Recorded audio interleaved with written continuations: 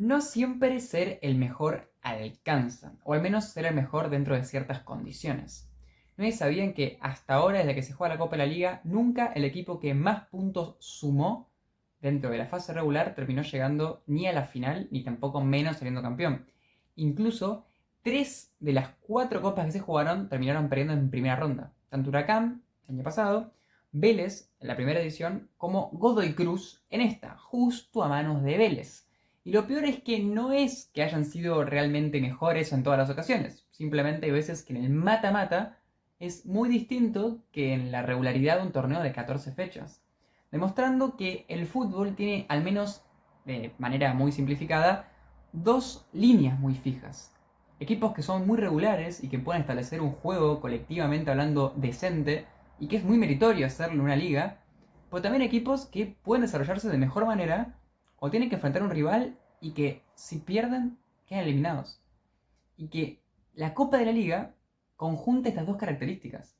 Tenés que ser algo regular porque si no, no te clasificás, pero al mismo tiempo no gana el más regular ni el que más puntos tenga, sino que gana el que juegue mejor ese partido puntual. Godoy Cruz ya nos había mostrado un leve dejo de no entender muy bien cómo jugar contra Boca en ese último partido, donde por momentos se había dado esa sensación no de mata-mata, pero sí de partido importante. Quizás era más para Boca, pero en cierto punto cuando Godoy Cruz tenía un jugador de más, lo estaba jugando de una manera muy competitiva y posteriormente cuando ya iba perdiendo, lo jugó como para empatarlo, aunque no lo logró. Hoy el que mejor lo jugó fue Vélez, indiscutiblemente. Además de que lo dio vuelta, además de que tenía un jugador menos cuando lo dio vuelta, fue el equipo que logró que su juego sea el que se juegue. Que creo que en el fútbol es lo más valioso a nivel estratégico. Si vos tenías un plan y el rival tenía un plan obviamente opuesto al tuyo en cuanto a que le sentía más cómodo a él, y al final el tuyo es el que se impone, es porque ya sea que tu plan era mejor o que lo ejecutaste mejor. Sin más preámbulos, analizamos Godoy Cruz 1, Vélez 2 y el pase del Fortín a las semifinales ya. Desde mi punto de vista, la clave del partido en un sentido bastante específico fue el hecho de que se jugó mucho por las bandas en los dos equipos y poco por el medio. Esto, si lo traducimos de una manera simplificada y quizás cosa que podrían muchos decir, sería porque López Muñoz tuvo un muy mal partido. Y si el mejor jugador de un equipo que depende de ese jugador juega mal, y el otro equipo encuentra mejores armas en otros jugadores, ahí puede estar la ventaja que le saque uno al otro. Vélez puso dos mediocampistas que eran específicamente dedicados, al menos en la mayoría del tiempo, a defender, a contener, a presionar. Por ejemplo, a molestar a Poggi, más que nada a molestar a López Muñoz. Bouzat fue tremendo lo que corrió y tremendas las estadísticas que tiene en cuanto a la defensa. Teniendo tiros bloqueados, teniendo puertas interceptadas, teniendo barridas, teniendo despejes, teniendo todo lo que puede tener un defensor central en un partido bueno. Inclusive, si hubiese sido un central, es una estadística muy buena. Bouzat tuvo un despliegue muy, muy respetable. Ordóñez, en menor medida, pero también recuperó y se movió de buena manera. Esto lo que generó fue que, por ejemplo, lo que ya dijimos, ¿no? Poggi o López Muñoz, dentro de esta zona media, donde suelen ser muy influyentes, tengan muy poca influencia. Estén incómodos. Y que Godoy Cruz tenga que dedicarse a jugar más por banda. La diferencia, y acá entramos en un concepto que quizás tiene que ver con la versatilidad de un jugador o con la experiencia de un jugador, fue que en Vélez, Aquino sí lo encontraron mucho más. Por un lado, porque se volcó un poco más por la izquierda, o sea, se fue hacia el lateral, se lateralizó. En cambio, López Muñoz, por lo general, no se volcó tanto por banda y no lo encontraron. Entonces, tanto Godoy Cruz como Vélez terminan jugando con sus extremos. En el caso de Godoy Cruz, más que nada con Konechny. Y en el caso de Vélez, tanto con Piscini como con Fernández, pero más con Piscini. Y en este Piscini fue donde encontraron muchas veces un jugador desequilibrante y que aparecía siendo el arma ganadora del equipo. También hay que tener en cuenta el aspecto del posicionamiento. Si ya vamos entendiendo un poco que se está jugando más por banda y que el medio es una zona más incómoda, porque por un lado Vélez no tiene tantos jugadores ahí de los talentosos y por otro lado los talentosos de Godoy Cruz están opacados por los responsables o trabajadores jugadores de Vélez, el que tenga un juego más propicio para usar las bandas, quizás sea también el que mejor termina atacando. Y si hay un equipo que juega más con la posesión y otro equipo que juega más a la contra, de una manera más transitoria, posiblemente, al menos a simple vista, y si pasó en este partido, el que juegue de contra va a tener más capacidad para potenciar en sus extremos. Porque suelen ser jugadores rápidos, desequilibrantes y que se llamen con uno contra uno. Justamente una característica más potenciada con las contras. En todo el partido, aunque ahora vamos a hablar más específicamente del primer tiempo, a Godoy Cruz le costó muchísimo generar ocasiones de gol. Tiró pocos centros para lo que significa un equipo que tuvo muchísimo la pelota el segundo tiempo, más que nada, por tampoco el primer tiempo.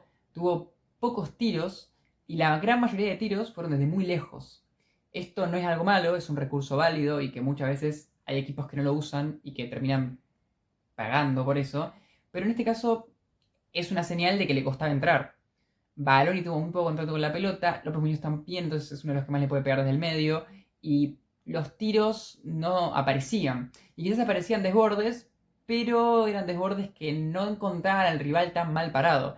Y por tanto, si había un centro, terminaba en despeje. Y no es que había centros que puedan llamarse en sí mismos profundos. Vélez tampoco profundizaba demasiado. Y estamos hablando durante el 0-0 en este momento. Pero daba la sensación de que su manera de estar jugando tenía más que ver con lo que estaba pensando desde el principio.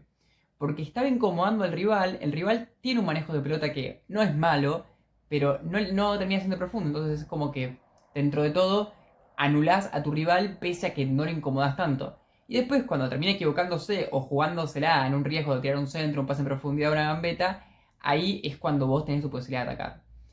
Así todo, fíjense que el partido lo empieza ganando Godoy Cruz. De mi punto de vista, no es que no es merecido ese gol, pero creo que si tenía que elegir uno de los equipos en ese momento, por la que ya estuve diciendo hasta ahora, el que más me estaba gustando era Vélez. Pero aparece una característica que es muy importante en el juego y que no todos los equipos nuevamente la aprovechan, llevamos dos cosas que Godoy Cruz hace que muchos no hacen, que es las jugadas preparadas. Que Godoy Cruz hace una de manera muy inteligente, a través de, más que nada, Konechny, aprovechando que es un jugador con gran juego aéreo, y termina marcando el gol a Altamira a través de el trabajo de un equipo que tiene muy mecanizado muchas cosas, como por ejemplo ese tipo de pelotas paradas.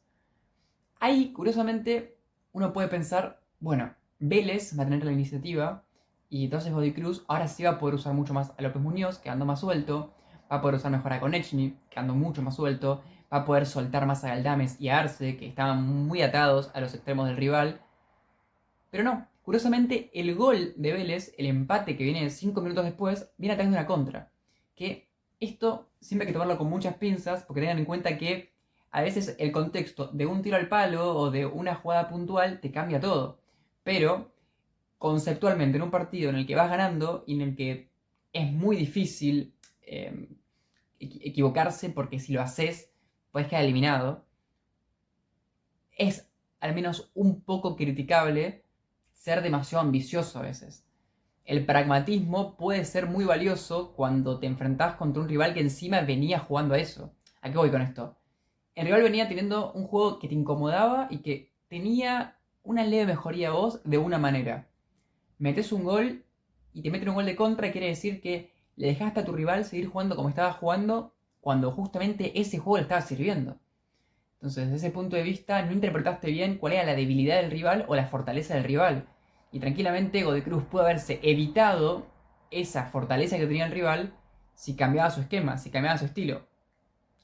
Para los que vieron el video de Estudiantes puede parecer un poco hipócrita porque vengo a decir de manera positiva que Estudiantes dominó y nunca dejó de dominar pese a que iba ganando. Pero eso digo que siempre hay que contextualizar todo. Porque al fin de cuentas el dominio era tal y la presión estaba tan bien ejercida y jugaban tan bien los centrales atrás, evitando cualquier tipo de problema, que tenían todo solucionado en cuanto a que no pasaba nada con que ataquen. El tema es que si atacás y te quedas mal parado, en parte es porque no estás sabiendo jugar de esa manera. Esta es esa jugada de la mano, que es graciosa por el relato, para los que lo vieron, no lo vieron, búsquenlo, es muy gracioso, porque medio como que se enoja el relator porque lo interrumpe el comentarista, y de esa jugada viene el gol. Que primero fíjense que recibe Piscini medio por el medio, que es interesante porque es un movimiento que es necesario para que el próximo jugador que reciba sea Aquino más adelantado. Normalmente podríamos pensar que el que tiene que recibir en esa zona, que es mitad de cancha, para hacer una transición, es Aquino.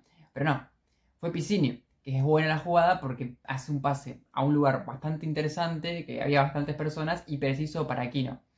Ese movimiento de Piscini es importante para la jugada y ayuda a que la transición sea más rápida. Después Aquino hace un buen pase y ahí está la gran velocidad y fuerza física de Romero, que bueno, se pasa al arquero después de superar a Rasmussen y marca el 1-1 de una manera extraña y me imagino que inesperada para un partido en el que iba de cierto punto ya perdiendo, es raro contraatacar. Rasmussen tuvo un partido súper interesante. Muy buen jugador, sólido en el 1 contra 1, bastante difícil de pasar constantemente. Y Pierre Abreu no se quedó atrás. Siento que en ese primer tramo del partido, donde Vélez no estaba siendo muy peligroso, en gran parte era por las respuestas individuales de algunos jugadores de Godoy Cruz. Principalmente de Rasmussen, pero en general, ¿no? Me refiero a que no es que tenía una solidez colectiva, porque aparecían esos destellos de Aquino, esos destellos de Piscini o de Fernández, que para mí igual tomó muy malas decisiones. Si no lo mencionaste ahora fue porque no me parece un buen partido de él. No terminaban de cerrar por eso. Porque en 1 contra 1 ganaba la defensiva de justamente el defensor, vale la redundancia. Ese era un problema que yo notaba y que la sensación que tenía era que cuando el defensor pierda ese duelo, iba a demostrarse que no estaba defendiendo bien Godoy Cruz. Dicho y hecho, porque cuando vos dependés de la cualidad individual de un defensor, quiere decir que lo que ya falló es la cualidad colectiva de tu sistema. Y ahí es cuando puede pasarte en cualquier momento que es el delantero tiene un gesto mejor, tiene una velocidad un poco más rápido, pone bien el cuerpo, termine siendo el empate. Y así lo fue. Si me preguntás cuál era esa deficiencia de Godoy Cruz en la defensa, y yo considero que tenía poca gente, al menos a nivel numérico y a nivel posicional, en las zonas donde tenía más gente Vélez.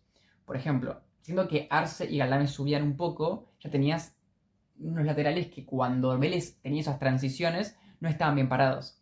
Después, en el doble 5, Poggi con Leyes, muchas veces Poggi estaba más adelantado, entonces Leyes quedaba muy solo en el medio, dejando libre a un jugador porque tampoco Leyes podía irse demasiado con la marca porque iba a generar un hueco en el medio campo. Entonces está atado a su lugar posicional para evitar cualquier problema más grave. Digamos, moviéndose en base al mal menor y no tanto a lo que él le gustaría hacer si tuviera la condición ideal.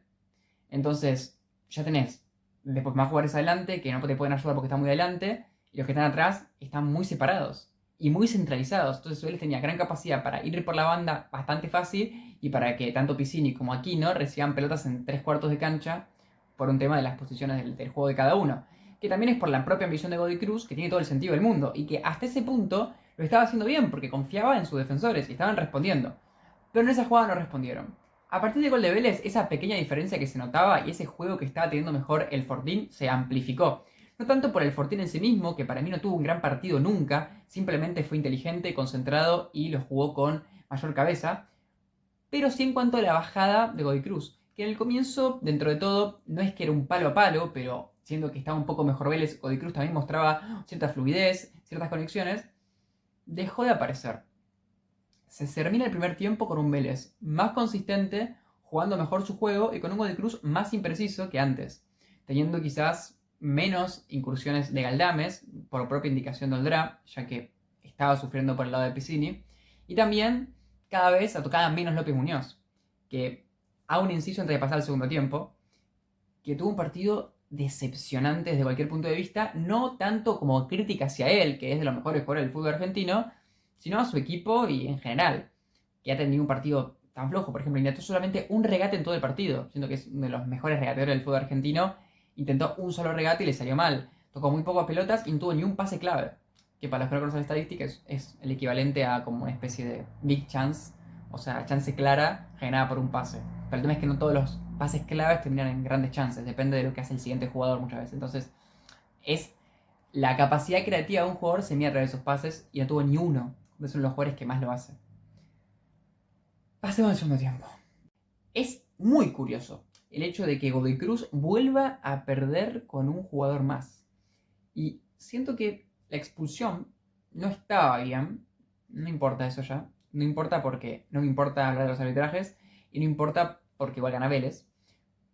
pero a Vélez lo beneficia. Vélez se ordena muy bien, 2 líneas de 4, Romero adelante, se queda súper bien parado. Y lo que le pasaba a Godoy Cruz antes con un Vélez que estaba jugando más o menos parecido, pero obviamente no tan replegado, no tan concentrado en la defensa, porque evidentemente tenía 11 contra 11, entonces tenía una mentalidad un poco más ambiciosa. Desde un punto de vista ambición ofensiva, ¿no? Recordemos que acá ser defensivo o ser ofensivo puede en ambos casos ser ambicioso. El punto de la ambición en el que estoy diciendo en este momento tiene que ver con la ambición del gol. No tuvo más comodidad, al contrario, como antes el rival corría más riesgos, hablando del Fortín, había algún espacio. Ahora, como Vélez ya estaba dedicado a ir a los penales, o al menos a no recibir goles, había menos espacio que antes. Encima estuvo la lesión de Arce, que el ingreso de Guillén no fue mejor que el del anterior jugador, ex Santelmo, y tuvo menos momentos de ataque. Ya si antes los mediocampistas ofensivos no la tocaban mucho, empezaron a tocar menos y en lugares más incómodos, y ahí Godoy Cruz empezó a hacer muchos pases. Tuvo el 70 y pico, 72-73% de la pelota en todo el segundo tiempo, de manera bastante poco útil. No le sirvió para nada, básicamente, porque cada vez que la tenía eran posiciones largas, horizontales, y ni siquiera como contra Boca, que al principio del partido lo hacía de manera en la que iba adelantándose en la cancha, porque no lograba desbordar, no lograba hacer que la pelota toque los extremos, y creo que le vino bien algunos ingresos, como por ejemplo el de Santiago, que es un jugador muy desequilibrante, para mí tranquilamente podría empezar a tener de titular porque tiene un gran rendimiento. También el de Pino, que desde atrás, cuando se ubica como falso 9, es mucho más habilidoso que Badaloni y puede gambetear y puede tirar buenos pases. Pero Vélez le había hecho un buen candado en el que no tenía la movilidad necesaria y tampoco los espacios para pasar. Que tiene todo el sentido del mundo porque es lo que venía pasando desde antes, donde los circuitos estaban cortados por un gran partido de 2 jugadores de medio campo, más que nada como ya dijimos de Bausat, pero era potenciado porque el equipo rival estaba concentradísimo en eso. Encima Cábana, que es el que entra en reemplazo de Elías Gómez, que en realidad no es el reemplazo de él, ¿no? Pero es el que entró por él, tuvo un partido muy concentrado y tuvo varias situaciones en las de que por banda, cuando le desbordaba Santiago, si no me equivoco, o quizás hasta una vez Guillén, estaba muy concentrado, despejaba, estuvo mejor, hasta te diría que el propio Elías Gómez en lo que significa defensivamente hablando. Y en ese contexto, en un Godoy Cruz con una pelota, pero que no se sentía cómodo, no se notaba una diferencia a favor por el jugador de más, llega el 2-1, que nuevamente es una jugada de contra, es una jugada de transición, es una jugada que termina quedando retratado un poco a López Muñoz porque se le escapa a él la pelota, no llega a anticiparla a él, y bueno, nuevamente Brian Romero termina definiendo y poniendo el 2-1, que es raro porque tanto cuando ibas, bueno, es más raro el primer gol porque ibas ganando, ibas perdiendo, ibas ganando el rival. Después lo voy a cortar.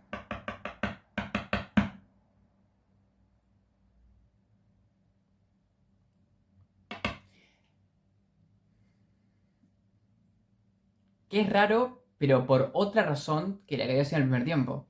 Si antes había sido un gol extraño porque era una contra cuando el rival iba ganando, cosa que a vos te dificultaría mucho, pensando en la lógica de que deberías defender un poco más, ahora era raro porque estabas ganando en un contexto en el que deberías estar complicado. Y la realidad es que no cambió. Hubo más cambios, entró Cejas, creo que hicieron los mismos cambios que contra Boca, pero ni siquiera pudieron hacer tanto daño como contra Boca, porque lo que hizo Vélez, que no había hecho Boca en ese momento, es marcar con intensidad. Es tener presión, al menos en cuanto al movimiento, en cuanto a estar un poco más cerca del que tiene la pelota, y no dejar tanto libre albedrío a que haga lo que quiera el rival, a que empiece a tener sintonía fina entre los jugadores que tenían la pelota. Entonces, ese partido que ya estaba haciendo el 1-1, con el 2-1 no cambió. Así todo, hay que decir que el segundo tiempo, más allá del análisis superficial que acabamos de hacer, superficial, profundo, o como cada uno lo interprete, no fue un partido muy dinámico. Y ahí eso obviamente es parte por Vélez. Porque hubo lesiones, porque estuvo el tema de la expulsión, porque hubo momentos en los que se paraba y tardaba mucho en salir. Se jugó poco y por eso se adicionaron después 7 minutos, de los que también se jugó muy poco. Pero la realidad es que tampoco tuvo mucho tiempo. ¿No se acuerdan de ese partido del que hablamos hace poco entre Terrestre y Central, en el que Terrestre hizo muchísimo tiempo y le prohibió a Central tener dinamismo? A Godoy Cruz le pasó un poco lo mismo. el partido se tornó tan trabado, tan lleno de situaciones en las que no fluía el juego, que justamente el equipo que necesitaba empezar a combinarse para entrar en calor y tener esa posibilidad de que se empiecen a generar ideas, no la tenía.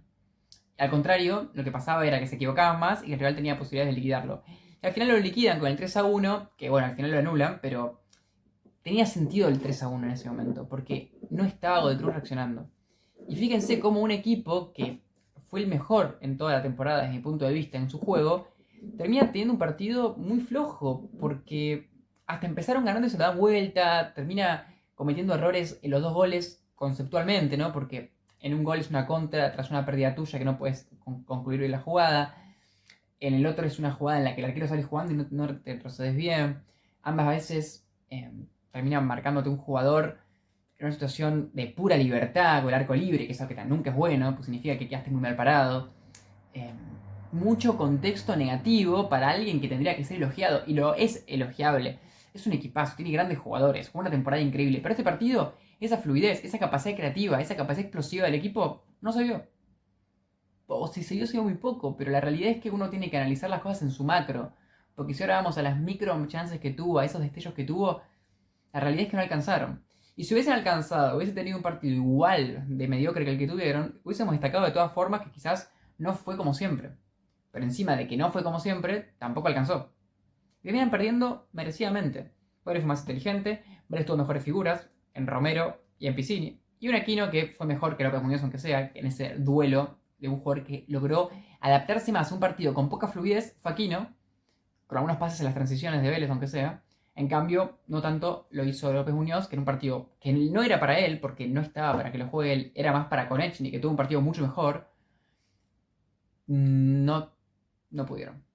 No pudieron. Díganme qué opinan. Hasta acá el video. Yo creo que fue un partido, diría yo, el más interesante de los tres que se jugaron hoy. El más parejo, el que tiene más concepto, el que quizás se intentó jugar de una manera más compleja desde un punto de vista táctico, al menos desde lo que yo puedo analizar con mis conocimientos. Así que creo que tanto para gente que es hincha de Godoy Cruz como hincha de Vélez, que estoy seguro que lo vieron, digo, para el resto también puede haber sido un partido bueno, incluso por horario. Díganme qué les pareció y cómo ven a Vélez de ahora en más, que va a tener que enfrentarse contra Argentinos.